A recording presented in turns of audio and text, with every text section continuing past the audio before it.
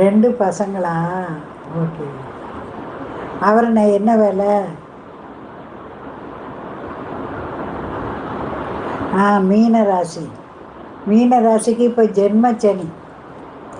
சனிக்கிழமை தோறும் தயிர் சாதம் தானம் பண்ணுங்க. தயிர் சாதம் தானம் பண்ணணும். ஆனும் ஒரு வாரம் சுண்டக்கடலை, ஒரு வாரம் சர்க்கரை பொங்கல், இப்படி தானம் பண்ணால் நல்லாயிருக்கும். 2 பசங்களா? ஓகே. அவரு என்ன வேலை? மீன ராசி. மீன ராசிக்கு இப்போ ஜென்ம சனி. சனிக்கிழமை தோறும் தயிர் சாதம் தானம் பண்ணுங்க. தயிர்